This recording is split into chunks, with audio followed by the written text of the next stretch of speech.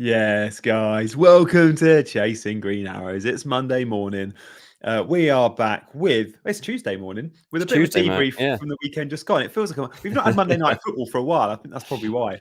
Oh Um, dear. yeah, good weekend of FPL. Let us know if you had a green or a red arrow in the chat. I think many will be on small greens, but there will be probably maybe we should poll it. We should do a poll. Did you guys get a green or a red arrow this weekend? And it would probably Yeah. be pretty 50-50.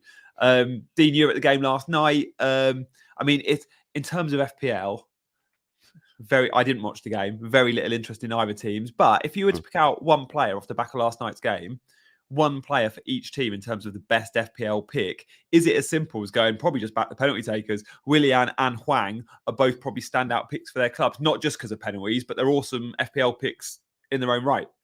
Yeah, I mean, Willian hasn't actually had a good season, but we didn't know he was on pens actually until Yeah. last night. So Was that was Andreas on the interesting. pitch? Yeah, Andreas is terrible. We can forget about him. But Willian, both brilliant penalties. So yeah, definitely. It's funny because I was walking down to the stadium with a friend of mine, and he does the other type of FPL, where you just have a draft, yeah. Which I've tried before, and I just it's rubbish. I just couldn't. Anyway, so he was like, "Oh yeah, I've got Willian. If I get 6 points tonight, then I win my game." And I was like, "Oh, you got no chance, mate. Willian has been terrible." And then turns out he's a penalty taker, and he got loads of points, and he gets 2 pens. So yeah, he's a good pick. Huang, I think, always would be my Wolves pick anyway. I think Huang is just typically Wolves' most consistent performer, most reliable asset. Lungani saying Dean's Fulham are cheats. Oh, Lungani. you're going to get this a lot, but it's not Fulham's fault that there was bad refereeing. Like, it wasn't bad. There wasn't any bad referee. Like, okay, they've missed a headbutt from our worst player. To be honest, if you want to send off Carlos Vinicius, send him off because he'd be more useful in the stands than he isn't. Yeah, we'd be better off with 10 than we are with that guy. So I got no problem with him being red card. In fact, all Fulham fans, I've not had anyone defend him over this.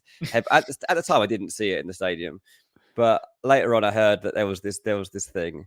Mark Nash, no, but it is Harry Wilson's fault that he dived. He did not dive. He was clever. He sprinted for the ball. The players left his foot out. He could see what would happen if he ran for that ball, and he ran for it, and it happened. That's how football works. People play for fouls. It happened for 100 years. I mean, watch the England team. Watch the England team. What gets me about club football is you go, "Oh, he died for a penalty," and it's like, yeah, but you also support England, and you were happy cheering in the semi-final against Denmark when England played for a penalty and got a penalty, which got them to a Euros final. This is part of football. People have played for fouls forever, and I was in no doubt.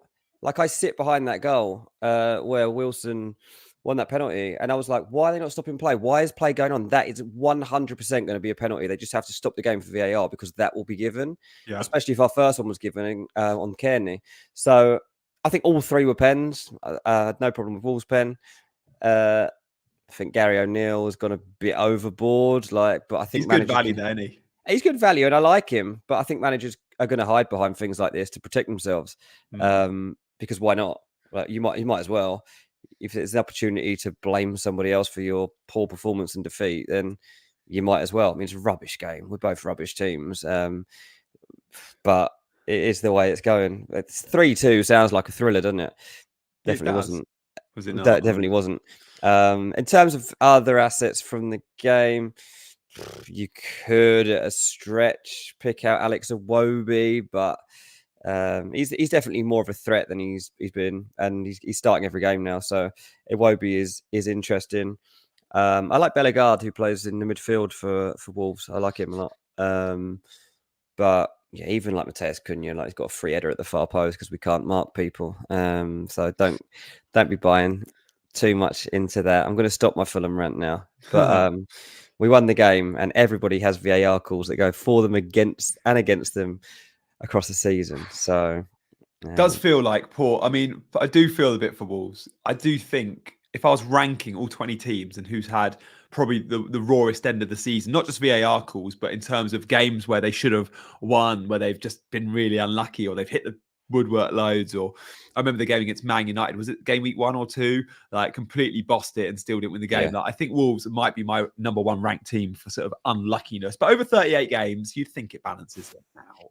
Yeah, well, I think before we came into the season, we all thought Wolves were going down. Like they were one of the teams we all had tipped to be in that relegation fight, and they're 12th at the moment. So, I mean, look, I think it's a really weird season. Like the top 10 can all qualify for the Champions League if you just about include Chelsea in that and West Ham. Like it's at a stretch, but they can both qualify for Europe. Let's say that the top 10 can all make Europe if things go well, and the bottom 10 could go down. Maybe not Brentford. I'd probably say Brentford are going to do nothing this season, but that's probably the only team that are like just going to sit there. But everyone below Brentford could go down. Like it's mad. Like it's literally split between the league. Like you lot are in big trouble, and you lot might do something. It's really strange. You lot are good. You lot are bad. The weekend was fun. There was goals galore, but it wasn't really high scoring in terms of our FPL week. Usually, when you get loads of goals, you get high scoring FPL teams, but a lot of the goals were scored by a lot of sort of non-events. I don't want to pick out too much from Saturday because it feels so long ago. We're on Tuesday now. We've moved on. But to recap, Man City, Liverpool, like great. There's more assets there than just Salah and Haaland. We can look at other Liverpool, Man City players because they're clearly 2 elite teams. It was good to see Luton win, but we're not going to back them with FPL. Chelsea lost, but they lost their heads as well. And on another day, Chelsea are still a team I want to recruit. Like game week 16, massive swing of fixtures for them. They've still got cheap assets. I still think Reece James, maybe Sanchez, Palmer, maybe Sterling, and Nkunku, keep your eyes on him. Chelsea's still very much on my radar. Newcastle are clearly like down to the bare bones and still performing big. Gordon's brilliant. Dean, we're going to see your team later. Gordon, 13-pointer was huge this week. Yeah. Arsenal, like, that's so underwhelming in attack. They didn't really deserve to win the game, but boy, did they deserve a clean sheet. And when you look at the defensive numbers, Dean, away from home, Arsenal are better than anyone. Like there's a big argument to suggest we should go double up with Arsenal defense. And at the moment, many of us have just got the one. I'm probably going to stay with just Gabriel, but I mean, they're good. They never look like conceding, really. No, not really. And yeah, I mean, I did feel for Ramsdale. I felt like the pressure that he's playing under in that Brentford game was just ridiculous. Like, Arteta's why is he having to play under so much more pressure than all of his teammates, whether they're in exactly the same game? Like the way he breathes a sigh of relief at full time, and his teammates like congratulate. I said on ranks, like it felt like he'd won a competition to go and goal for the day, and he'd done really well. It's like, lads, this is an England goalkeeper. Like he's fine. Just let him play his game. Don't make him into a David Raya clone, and he'll be okay. He can get through Brentford away. But yeah, Arsenal definitely. I'm glad I had an Arsenal defender in Gabriel for that game for sure. But yeah, so it's all just wondering where that goal is going to come from. Like none of us have got Kai Havertz, and none of us are going to pick Kai Havertz because you don't know when their next goal is going to come. Like really pleased for him and etc. etc. But yeah, I don't know where Arsenal's goals are going to come from, and this is why I think they need a number 9. Like if they're going to get to the Man City level, then they need to have a reliable source of goals. And I just don't think that you can maintain a title push without that. You can say, oh, well, you can share the goals around. I don't think it works. I really don't. Very few teams have ever won the league without a striker who's going to get you goals in big moments that you can actually depend on.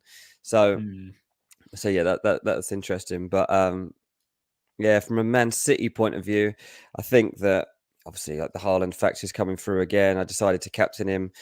Brings home, what did he get? 14 points in the end, I think. Of course he did. Of course he did. It's just Haaland. It's just he's playing at a different level now to the rest of the game. So, and I know the producer. I just as I was jumping on was talking to you about captain for this week, and I'm sure it will be split because Salah's playing against Fulham, and look, I'll be honest, like.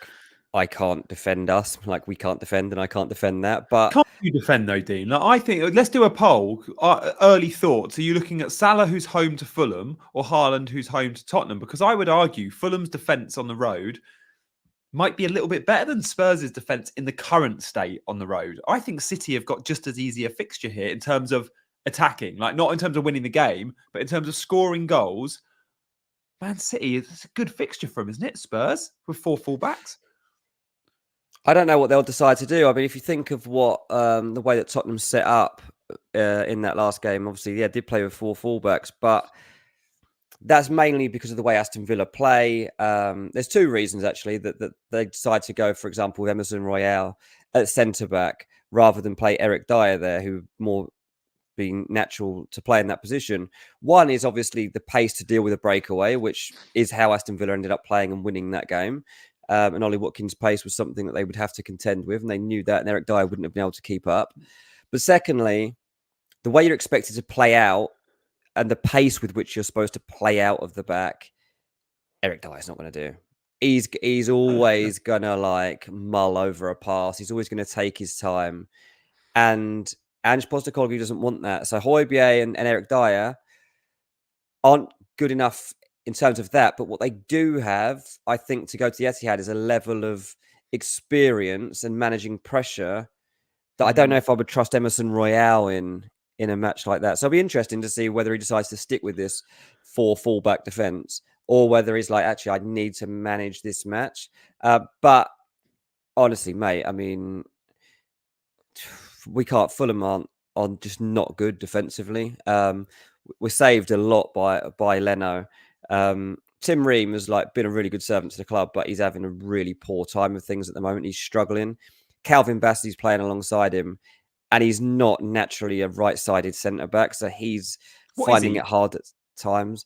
He's either a left back or a left-sided centre back. Is he? So, but do you like him? Because I think he's looked really good in moments, Bassey, but then he's also got a clanger in him. So he's definitely one when you watch Fulham play, he's a good player. Eyes are drawn to him. Like he's clearly very good, but you're like, oh, okay, he's just gonna, he's gonna make the wrong decision or make a rash tackle, or he looks a bit hot-headed. I don't know. Yeah, no, you're right, absolutely. But it's I never knew of him till recently. So yeah, that's why I asked. Yeah, he's a really composed footballer. I want to see him in his best position, but we can't see that at the moment. At the weekend, there is a chance actually that Tosin Adarabioyo comes in. I think he was on the first bench time this season. He was on the bench, yeah, and I thought he might have started last night. He didn't. I do wonder whether we start him at Anfield. I think it might improve things slightly if we do decide to do that. But even on the right, I mean, Kenny Tete's nearly fit again, but Castagne's playing there.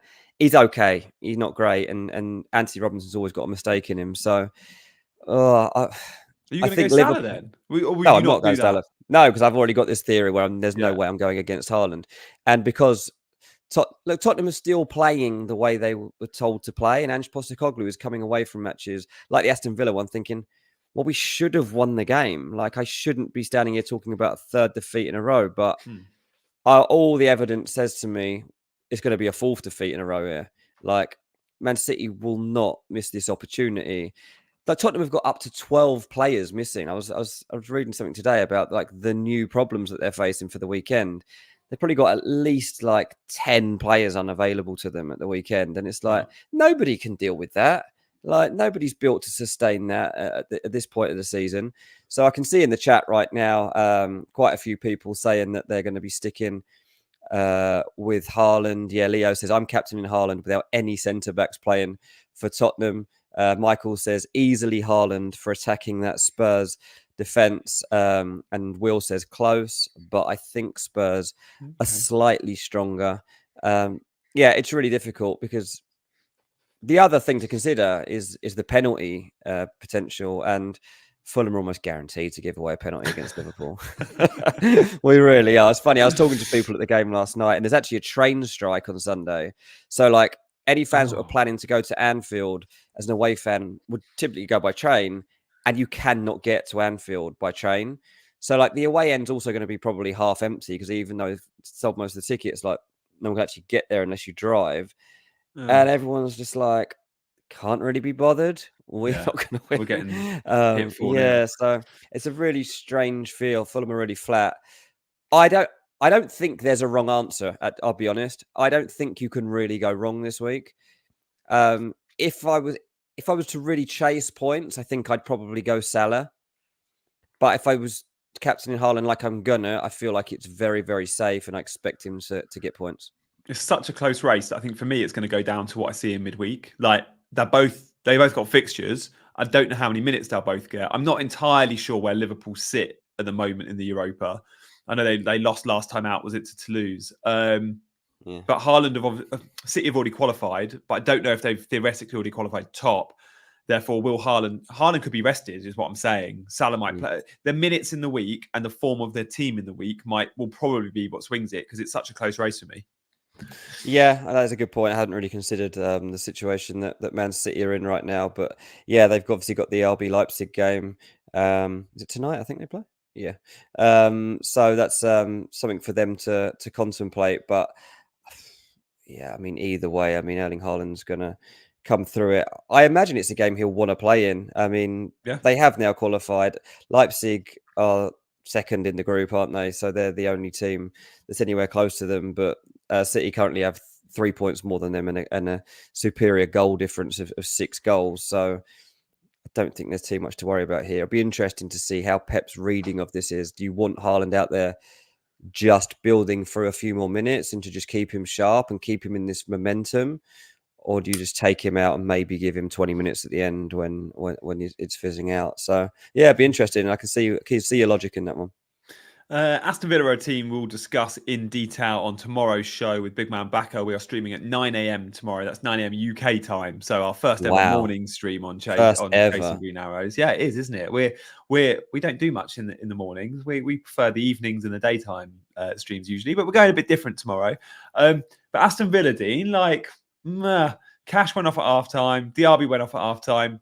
2 of my players. Definitely both vulnerable. They're still going to be first 11, but they're a bit more vulnerable than perhaps we thought. Bailey's playing well. Diaby perhaps isn't. But Watkins just finds ways. And when he scored the goal, Watkins went up to 9 points. The goal got him onto 3 bonus points straight away. But then Watkins being Watkins, he went and missed 3 big chances, which is all negative in the BPS. So he went from 3 bonus to 2 to 1 to 0, and he got yellow carded. So he actually ended up on 5 points instead of the 9. But we will see a lot with forwards when they do score a goal, especially in a low scoring game. They're very close to 3 bonus and usually guaranteed to get some. And I just feel over the festive period, the chances Watkins gets, he won't bury them all, but he's just too good an asset to sell, even with tough fixtures, because they've got Man City and Arsenal at home in, I think, 15 and 16. I could still see him scoring. I'm going to hold Watkins, and there's no obvious switch. You could look at Isak, you could look at Darwin, you could look at Solanke, but I'm not convinced on any of the 3 being a better pick than Watkins. Yeah, no, I was really relieved that he actually scored. I mean, I wasn't watching the early part of that game, and it came up on my app that Ollie Watkins had scored, and then I got an alert a minute later saying VAR, Ollie Watkins hasn't. I was like, no, come on, I need a return. So when he scored, I was properly cheering that one in, and I agree. I'm sticking with him. There's been part of me that's been slightly contemplating taking him out, but I'm not going to. I'm going to stick with him because I think he's just always got that threat about him that I just don't want to lose. And I think that Villa will continue to be a good team. I mean, the fact they come through that game at Tottenham, which, they had to ride their luck at times for sure. Son's scored a hat-trick of disallowed goals. They've hit the woodwork. They've dominated for large spells. And Villa have come out there and they've won 2-1. That's a sign of a good team. That's a sign of a team that believes in themselves. Just quickly, CH says she will not be there for your 9 a.m. tomorrow. And Tiffany says a 4 a.m. start for me then. Yeah. You guys might want to catch up maybe. It might be a catch up. Tiffany, if you actually watch at 4 a.m., then wow, you're going to have to get some kind of medal like CH suggests. Love that commitment, but the catch-up experience is still very wholesome. We get told that in the comments all the time. I saw a comment in the chat about Watkins saying such a Watkins performance. He misses the big chances, he scores goals. He should get 20 points where he only gets 5. And when you look at Watkins' points, this is what makes him a good FPL asset. He does tick along. He's not really captainable because he very rarely gets double digits. He's hit double digits twice this season in terms of 10 points or more. But honestly, 5, 5, 5, 2, 5, 9. That's the first 6 game weeks. The last 3 game weeks, 5, 6, 2. He just ticks along. And that's kind of what you're happy with when you're spending 8 million-ish on a forward. Like, you don't expect double digits. He's not Salah or Haaland, but you do look at captaincy and the good fixtures as some that captained him against Luton not long ago, and you just go, no, not for me. He's not reliable enough. And because he doesn't have penalties, the routes to points are fewer as well. So yeah, a swerve for captaincy always, but still very good own. Yeah, exactly. I mean, this is what you get from like your third forward or maybe even your second forward at times, and you've just got to stick with them because you don't know when they're going to score. This is what I keep saying, that I need to remind myself. Like, if I would have jumped off of Watkins and gone on Solanke this week, I'd have been so mad, and that could easily have happened. I'm sure plenty of people did do that. It's just not worth jumping from striker to striker because they're so similar. Over the course of a season, they're probably going to come out at similar points. Yeah. If not, Watkins probably ahead. Yeah, Ali Hangarov, chasers know him. He won FPL last year. He famously backed against Watkins last year when Watkins was on a great run and actually still won FPL without him. But he ditched Watkins. He wildcarded a few weeks ago, Watkins in. He ditched him at the weekend because he's chasing. He's at a really bad rank. He's probably at a similar rank to the chaser team. So he's going rogue, and he sold Watkins. And he was so very nearly punished because he went Darwin, who blanked, and Watkins could have had a big score. So it'll be interesting to see where Ali goes there. And I completely understand why he's playing like he's playing, because he's got to be loose with it and go for differentials. But yeah, he's famously happy to always back against Watkins because he just goes, he's just not a good enough finisher. But then I'm like, yeah, neither's Darwin. And they're in a similar camp there, aren't they? Yeah, no, that's true. Yeah. Again, like, this is just the gamble you've got to take. Like, not everyone's going to be a Haaland or a Salah, and that's the game, isn't it? Like, it's a game of chance. Like, you can try and read into it all as much as you like, but we don't know who's turning up each Saturday or Sunday and what they're going to put out there, and that's part of the fun of it. Should I do my notebook? I just got a couple of things. Let's try that. Yeah, let's do it. It's notebook time. Here we go.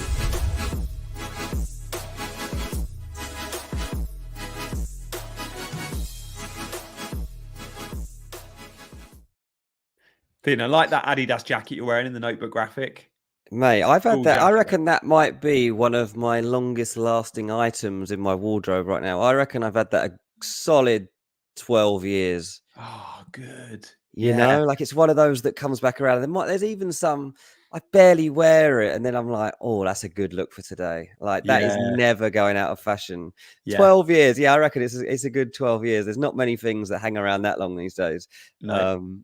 that Adidas symbol, the kind of old school one that was on that jacket, is coming back next year on some football kits, but without the word Adidas underneath. So it'll just be that crest, which I think is going to be on quite a few kits, which will look, I think, really, really slick. Because I know Adidas have gone now for the 3 lines without the words underneath. Like, Argentina won the World Cup wearing the kind of 3-line shirt without Adidas written. So they're going for the less is more, but bringing back that old school symbol. Yeah, that's good. You'll get some really nice, like, retro looking kits as well with that. So that's good. Mark says Dean the Scally. Cheers, mate. Right. Do you know what? The main thing I want to talk about actually is Man United and what we're getting right now. Oh yeah, go on. This is a good one. Because you know what? Like, a few weeks ago, we're like, okay, well, we can't trust this team. Erik ten Hag deserves to lose his job. They can't even beat Copenhagen. Where's this team going? And then suddenly we're sat here 20 days later, and you're like, okay, well, it's like, okay, well, they're the most informed team in the Premier League.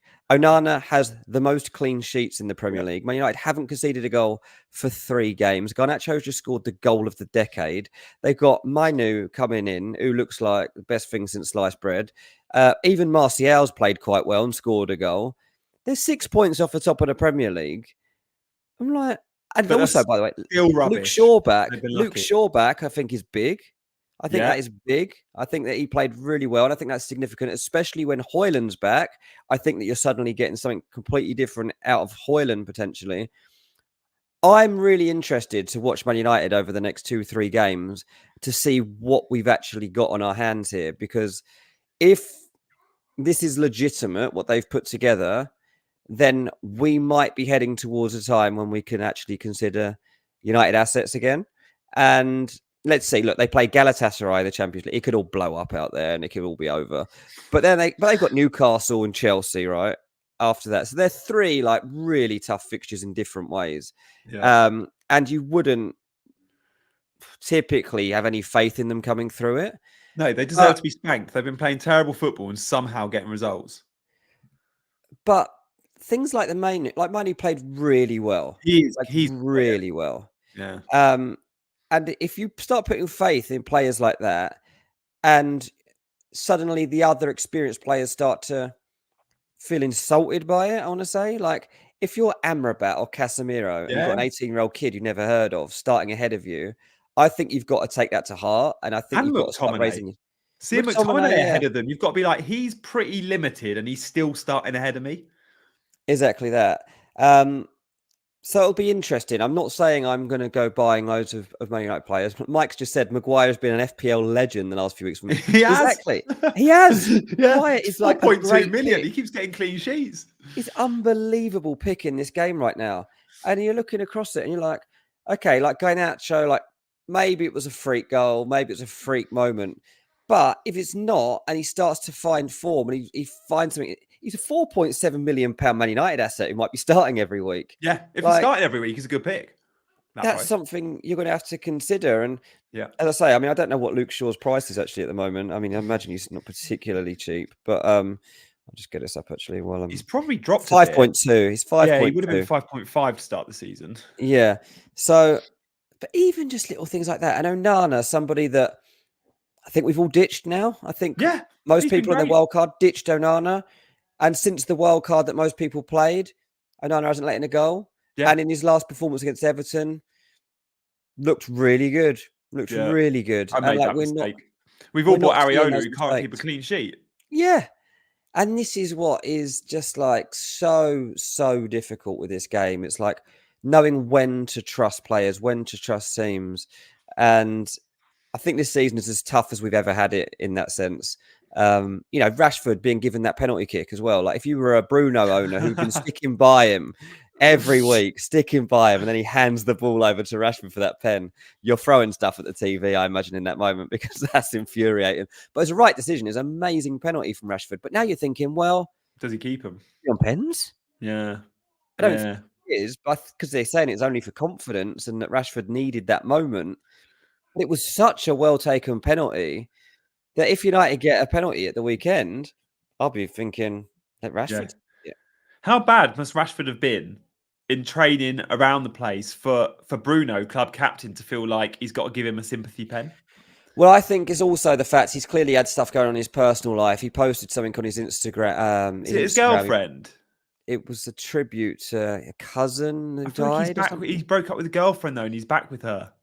So I think that happened, but then there was also someone who died close to him. Right, okay. And he posted a tribute to them. So I'm not sure what the exact personal problem he had while on international duty, but someone's clearly died close to him recently. So maybe that's part of it as well. And I've said for a while, like I haven't criticised Rashford recently because it's felt like there's something unsaid going on. And I'm like, okay, well, I have to criticise him a little bit because we don't know what this is and we can only judge him on what we're seeing on the pitch. But there's clearly something else here, so I'm not going to bash him too bad. But I'm 74 says, yeah, cheers, Bruno.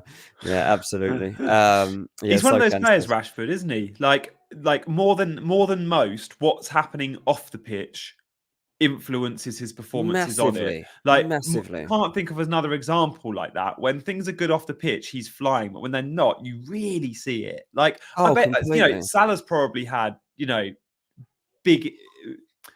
I don't know Salah's story, so I don't want to say Salah's had cousins died, but Salah's had stuff where you'd expect his performances to dip, and you just never know it. You just never know it. Rashford, you see it clear as day.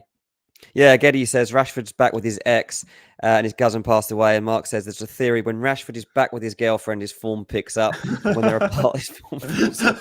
Is it that simple? Brilliant. Maybe. We're going to need an account that just tracks this. If someone's just going to have to follow Marcus Rashford's private life just to give us FPL insight for future seasons, because if it's that cut and dry. But, Rashford's he's such a good footballer. And he's had such good moments with Man United coming through spells of goal scoring. But over this calendar year, it's been bad. Maybe it's because he's been apart from his girlfriend. I don't know.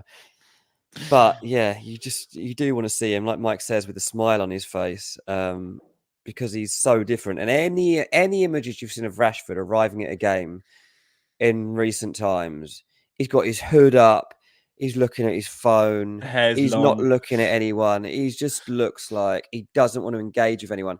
And that doesn't feel to me true to who Marcus Rashford is, because what we're taught to believe about Rashford is very in tune with his roots, with the local community, with youngsters. He's written books about how to be a good person. He's gone out in lockdown and fed half the nation. Like, that's the Marcus Rashford that we're told to believe is the true Marcus Rashford, but we haven't seen it recently. And yeah, I mean, injuries I think have niggled along as part of the way as well. But yeah, I think, as I say, I'm not getting too carried away. But the Man United narrative, given that they are a team in crisis and they're actually only 6 points behind Arsenal at the top of the Premier League, does make me think, well, let's keep an eye on any fixtures coming up that might be a nice spell, because you just never know. Like, there's a spell in January, like, it doesn't look too bad from an FPL point of view. Like, from the turn of the year, I reckon, looking at it, there's a spell, I think, let me just try and find it. Yeah, so it's end of Jan, sorry. You get Wolves, and there's West Ham at home, Villa, but then they got Luton, Fulham, and there's Everton not long after. I just feel like during that spell, I reckon I'll have one of the. I'll reckon I'll have one of these Man United players.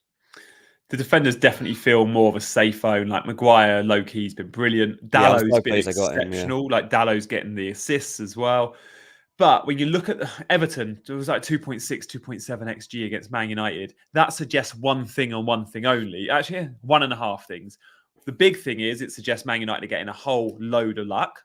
Like, they should be conceding more, and this, like, they're relying on bad finishing, or they're relying on outstanding saves. So the other half of that is, yeah, it's fair play and honour. You've been keeping your team in it, but they've been getting lucky, and I expect United to go a little bit more downhill in the Premier League and see more of their Champions League form in the league, because I think they've been struggling. And actually, Man United since Fergie have relied on moments of brilliance, and still, with their sixth manager since then, they're still relying on moments of brilliance, which will carry them because they will always have average better player than the opposition 9 times out of 10. And yeah, what an amazing goal. Let's move away from Man United. We've done most of the roundup of the weekend. Shall we have a quick look at our some bonus points? And then, of course, look at our teams as well. Might have an early indication on what the Chasers fancy doing. You can't help yourself, can you, Gianni? Says I'm 1974. No, I can't. You guys know me as the guy that dislikes Man United more than most. I absolutely do. They're my least favourite team by a country mile. And breaking news coming in, Marcus Rashford and his wife are expecting a baby. Therefore, I'm going to triple captain him next game week. Let's move on to tips and chips and check out some bonus beasts.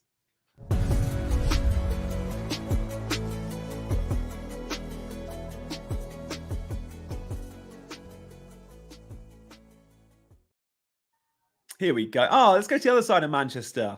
Oh, what a performance this was, Dean. What a player, mate. What a player. He's great. 6.7 in FPL. We're never going to have that price again. Like, this is a guy that's going to be 8 million next year and probably 10 the season after that. Like, Pep loves him as well. I was worried Pep wasn't going to play him in the big games. And he's now started against Chelsea and Liverpool in back-to-back Premier League weeks. He's the Sane, the Sterling that Pep hasn't had for a few seasons. And Pep wants that player in his locker away from the more controlled Grealishes of this world. So even when Grealish was going to start this game, it was rumoured to be Alvarez on the bench. We would have seen Grealish left and Doku on the right. So he's actually got a couple of routes to the starting 11. He's a really good pickup. The fixtures aren't bad either. I could very easily gamble with Doku this week.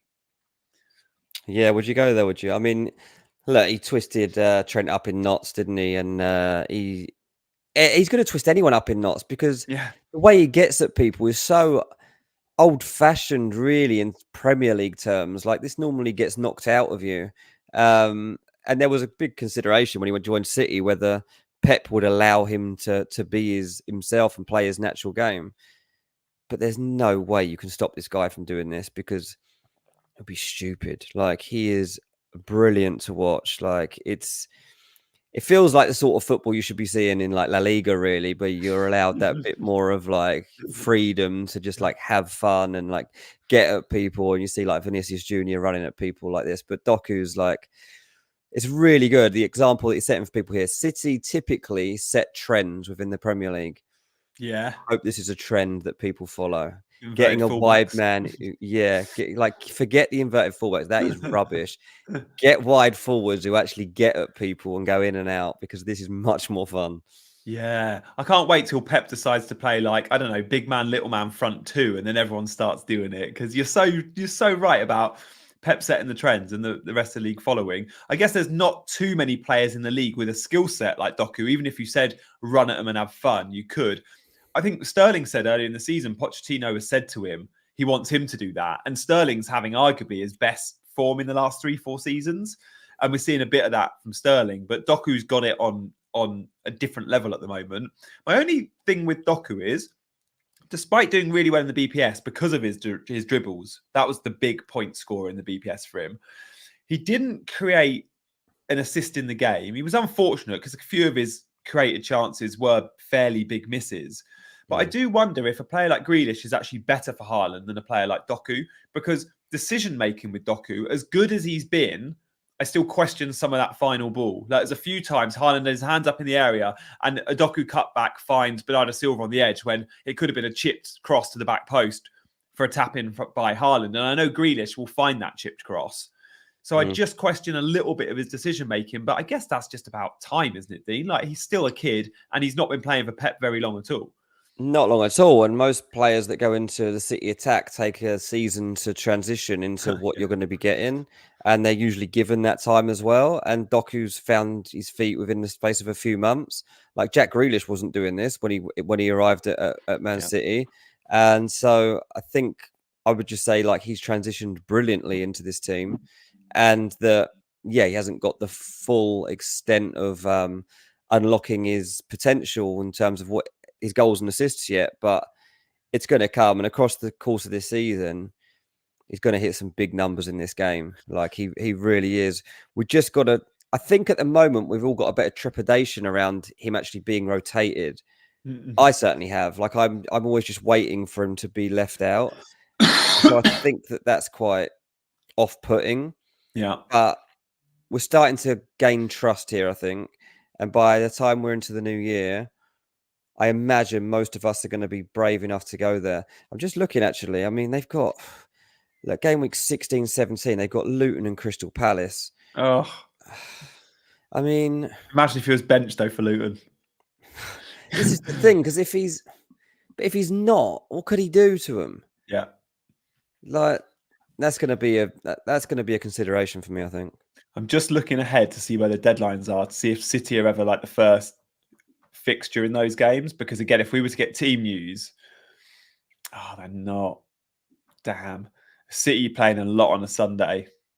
Yeah, they're not. I've looked to the way to like game week 17, and City aren't in the first game week again for a while, because you do get leaks with City. Like it was suggested that we knew a few things, like Haaland, for example, will start in this game week. Definitely an interesting one at that price. As I said, maybe make the most of it. I'm going to go in Bomo this week because the fixture's there for him against Luton. But should there be I've got a second transfer, and should Saka or whoever pick up a knock, straight away I could go to Doku. Chris says Doku for the double game week. When are we looking at that? Good question. So game week 20 is likely to be a double. So game week 18 is the blank. Yeah. Brentford is the blank because of the Club World Cup. Game week 20, where many of the experts that do fixture stuff are forecasting the fixture will drop in. If it does, I think Man City's double is something like Sheffield United and Brentford. Yeah, looks Sheffield United, yeah. And is that Sheffield United at home for Man City? Yeah. I mean, what a fixture that is as a stand. There'll be loads of triple captainships played that game week on Haaland, and rightly so. Like, that's a good double, isn't it? Like, Sheffield United at home is probably the best fixture you could ask for at the minute. And then Brentford is a middling fixture to go alongside that. And again, I think that's another home. Wow. Yeah, I mean, that's really interesting. Nice one, Chris, for pointing that one out. That's definitely got me thinking. Dean, I've not Yeah, done Brentford is at home as well. Yeah. Yeah, is it? That's 2 homes. I mean, City at home are a different beast. That's crazy. I've not done one of my beggy hit the like button Oh, today, yeah. so I feel like I should do that. Guys, can we Do get it. to 100 likes? That would be amazing. Let's get to 100 likes. We've got 18 minutes left of the show. Many of you are watching on catch up going, what's he talking about? He's already on 116 likes. If you're watching live right now, you can help us out by hitting that button. And on catch up, you can like us too. Also, you're subscribing en masse. I know you are. If you're not already subscribed, please do. We might even start to make our chat subscriber only. So if you want to add to the chat, now I'm guessing most in the chat are already subscribed. In fact, should we do a poll? If you're watching this right now, are you subscribed to CGA? Yes or no? And I'm really keen to know if any of you, what percentage are no's, so we know if we're preaching to the converted or not. As we write that poll, we'll move on to our next bonus beast. I've only picked out 2 this game week, 2 interesting ones that are genuinely on my radar. So Doku was one. We can move on to talk about Anthony Gordon, like probably the standout budget midfield pick. He's 5.9, so is he budget or mid-price? Probably still budget until 6 million maybe. Palmer's a great shout, but Gordon comes with more open play threat than Palmer. I think that's probably quite clear. He's also playing for a more reliable team. The underlyings aren't great, like 0.13 XG. His XA was low, but he produces the goods and can score those low XG shots. Like you saw his goal at the weekend, his assist at the weekend, what a cross that was. He's a cracking player, and he feels like Newcastle's most informed player right now, Dean. Is that a fair comment? Yeah, I mean, he's certainly, from an FPL point of view, somebody that is very difficult to overlook. I was very pleased to have him in my team at the weekend. Like, had a reasonable week, and Anthony Gordon was just like so important within that 13-point return. Yeah, I think so, mate. Like when you're looking back across like what points he's returning, like there are the few 2-pointers along the way, but 3 occasions now he's hit double digits. Yeah. And More than he's got Watkins. close. Yeah, and he's got close to that a couple of other times. So he's a player that clearly, like Eddie Howe loves.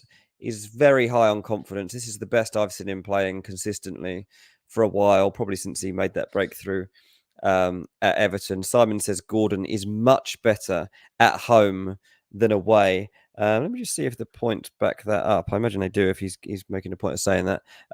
He got 13 points at home against Chelsea. He got 7 points home to Arsenal, 8 points home to Crystal Palace, 5 points home to Burnley. The only one that doesn't fit with that is when they beat Sheffield United away 8-0 and he got 12 points in that game. But yeah, that's an anomaly. So Simon's right. Gordon for home fixtures does feel like a good bet. Newcastle's next game is Man United at home, but mate. Nice. It's Harry Maggs. He ain't going to beat Harry Maggs. If I tell you what, if they put up XG like Everton did, the 2.7 XG, Newcastle will convert that 2.7 XG for sure. There we go. Fair play, Gordon. And look, those that wildcarded and brought Gordon in, great call. Like many were looking at the time, I think Pedro Neto was popular. Palmer was obviously very popular. There was, the Arsenal midfielders. There was Matoma. Loads of options. So those that went Gordon have been rewarded. It's definitely the standout pick in that price bracket. Dean, I know you went there. Should we check out our teams from the weekend just gone? Yeah. Because I think you might have just edged me by a couple of points. No worries.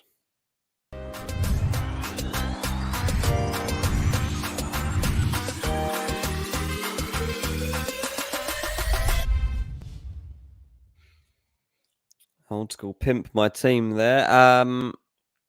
So a few letdowns, obviously, along the way. This Crystal Palace duo are doing my head in. That's their second outing together. And the second time I've been so let down. Like, honestly, I was so gutted when they conceded a goal at the weekend. I really was. I thought it was quite late, wasn't it? I thought I had an edge there. I thought, this could really pay off. I've really looting away, and it gets to 70 minutes, and it's 0-0, and I'm like, okay, surely Palace are nicking this game 1-0, and then Luton go 1-0 up. Palace score straight away and make it 1-1, and then they concede another, and it's 2-1. And You now called Palace. that though. You called that because I said to you about buying Eze, and I was like, "But I love Eze, but can I back Palace to beat Luton and in the next 3? Can I back Palace on winning the games?" And you were like, "Do you know what, mate? Don't do it because I don't think you can." And Palace aren't that reliable team anymore, are they? They're not at all. No. Eze went off after like 49 minutes in that game.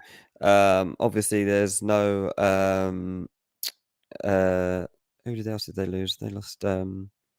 Oh, they lost the centre mid who's out for the season. Oh, Decore. Yeah, Yeah, Decore. So I couldn't that's a remember his name. huge loss, Yeah. isn't it?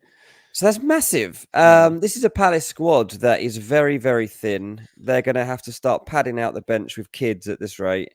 I don't know what sort of investment they're going to make yet in Jan, but it looks like Palace could become a team rather than looking for assets. I think they could become a team to target in December because if you look at it, they've got some games coming up that are potentially horrible with these holes in their team. They go through a spell of playing Liverpool, Man City, Brighton, Chelsea, and then they've got Arsenal in January as well. Like they are going through a really, really rough time, Palace, and I think things might be about to get worse.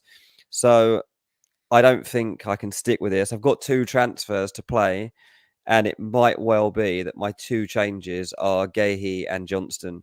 I don't think I can persist with this. It's going to cost me.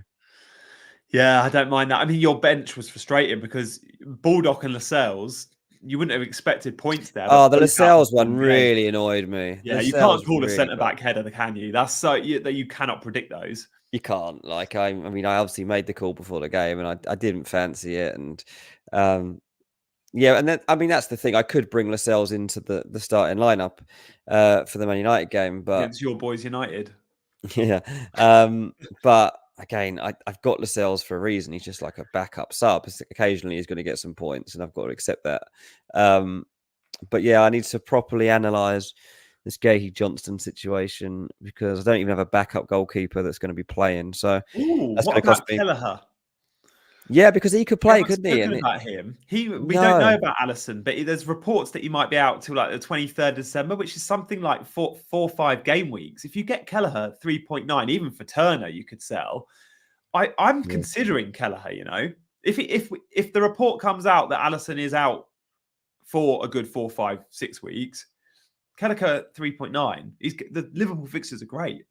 Liverpool fixtures are great. Yeah, Fulham, Sheffield United, and Crystal Palace as their next 3 games in the Prem. Like that's big potential for clean sheets. So yeah, I think Kelleher definitely has to come onto the radar there. Let's wait until the back end of this week, see what happens in that Europa League match, and when we've seen a proper briefing around what is going on with Alisson. But it definitely doesn't sound great for him. And Kelleher's desperate to make the most of this chance. If he doesn't get a chance this season, or he gets in and then he loses his spot straight away again, I think he'll probably end up looking for a transfer. Even if it's a temporary one, I don't think he'll hang around because he just wants to be playing football. So that'd be a really good opportunity for him. That could be a great pick. Yeah, you're right. I'd probably take him at Chelsea. He's better than Sanchez. Okay, 7% of you are not subscribed to CGA. And someone made a good point. Someone made a good point in the chat. Those that aren't subscribed probably won't be able to poll because to subscribe, you've got to have a YouTube account. And to take part in the polls, you've got to have a YouTube account. But we know that 6% or 7% of you have got accounts and you still haven't hit the button. So if you fancy hitting the button, great. If you don't want to subscribe, we're not going to make you. We can't make you. But if you're watching this, hopefully you've seen enough today to suggest that you might want to watch again. So do consider hitting that button. Thank you, guys. And as always, thank you to all of our chasers in the chat with your great positive comments throughout the show. Antonio says he's just subbed. That is great to hear, Antonio. I thought he was. So again, it's making people check. We love that. What about my team? Let's have a look how I got on. Dean's 57 was a good green arrow this week. I got a smaller green than that. I didn't have a 13-pointer from Gordon. I did pick up the just unsubscribed. Fair enough.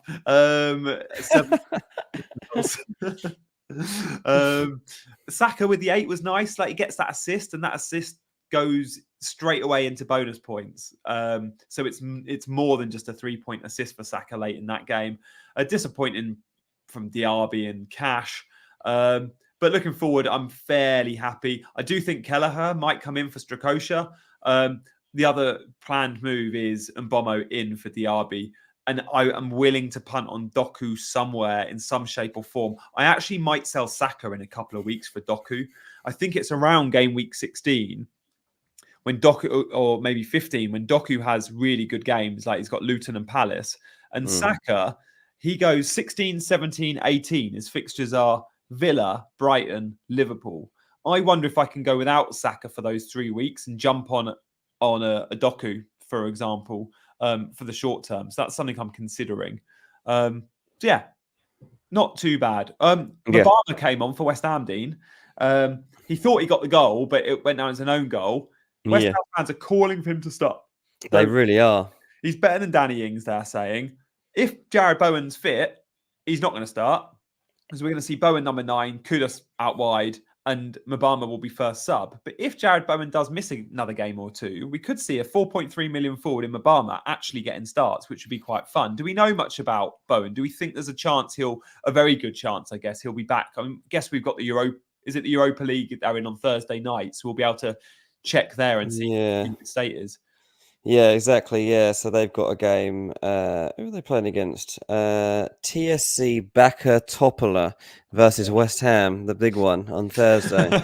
I'm imagining Jared Bowen will be given that night off, even if he is close to being fit. But another week, yeah. I mean, I thought it would be okay last week, didn't I? I said about that, but I haven't checked in properly on Bowen actually since the weekend. So I'll make sure I do that by the time we get to Friday to get a bit more insight on what we can expect and how many minutes, if he is playing, he might get. But yeah, like it could be a good sub pick there, Mabama, because West Ham fans are worried he might end up leaving if he's not given opportunities. Okay. So that might be another reason to give him a bit more opportunity. Yeah, who was it that left West Ham a couple of years ago because he wasn't getting the opportunity, and he moved to like a slightly lower Premier League club and again didn't get the opportunity? Was it Diangana, I want to say? No, I can't remember. There was a good young attacking player who was like really well thought of. They let him go and he went somewhere. I can't remember where, and he hasn't had the opportunity there either. We have not really heard from him. Let us know in the chat. Was it Diangana? Yeah. What about the chaser team then? 57 for Dean. 53 for me. How did... it was Diangana who went to West Brom. There we go. Cheers, Mark. I guess maybe he is playing for him, but it's now Championship. The Chaser 11. Ouch. 38. I think we were so unlucky again with captaincy. Son felt like a smart call. 3 big chances, offside goals ruled out, big chances missed, assists which would have been if Kulu could hit a barn door. Such a disappointing game week again for the Chasers, but they're playing their own game, they're going different, and I'm here for it. Yeah, absolutely. The margins. Even one of those Son 3 goals would have been handy. But yeah, I mean, they're offside at the end of the day, but it was a good captaincy call, and you got good value out of it, at least in terms of watching the game, because you were constantly thinking you were about to get the points you deserved. CH, I had no idea how Son ended up with the armband. Mark says, I'm saying nothing. Oh, God. I feel like CH and Mark are having DMs about how Gianni's influencing the vote. Yeah, they're probably all having lunches together, mate, where they're just dissing you for your influence on this team. Michael Scott. You didn't get rid of Haaland. Absolutely didn't. I was pulling my hair. I was like, what are you guys doing? Michael Scott says Chasers need to start thinking whether to free hit in 18 and when planning transfers. And maybe that'll be our first poll question. Early indications.